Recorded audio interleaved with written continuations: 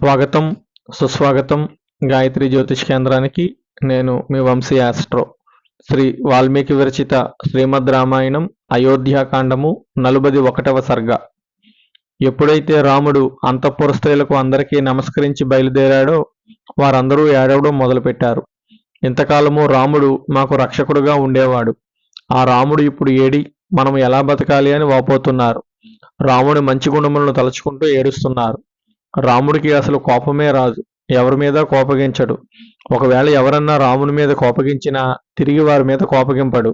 అటువంటి ఉత్తముడు రాముడు. అందరి కష్టసుఖములు తనవిగా అనుకుని ఆదరించేవాడు. రాముడు తన తల్లి కౌసల్యని ఏ మాదిరి ఆదరించేవాడో మా అందరినీ కూడా అంతే గౌరవంతో ఆదరించేవాడు.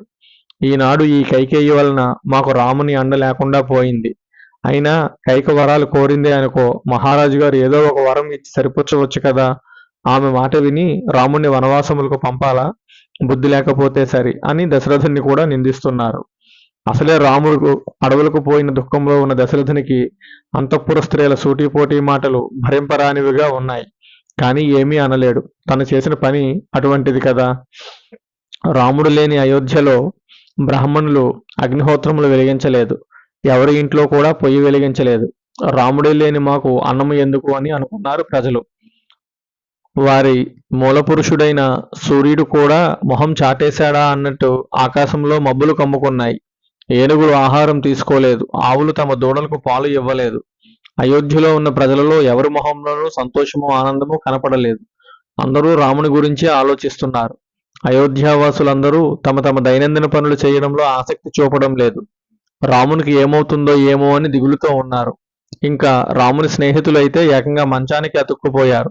లేవడానికి కూడా వారికి ఓపిక లేదు. రాముడు లేని అయోధ్య ప్రాణం లేని శరీరంలాగా తయారయింది. రాముని వియోగము భరించలేక అయోధ్యలోని ప్రజలే కాదు, పశువులు, ఏనుగులు, గుర్రములు, పక్షులు కూడా ఆహారం ముట్టకుండా విలపిస్తున్నాయి. ఇది వాల్మీకి విరచిత శ్రీమద్ రామాయణం అయోధ్యాకాండము 41వ సర్గ సంపూర్ణము. ఓం తత్సత్. ఓం తత్సత్. ఓం తత్సత్.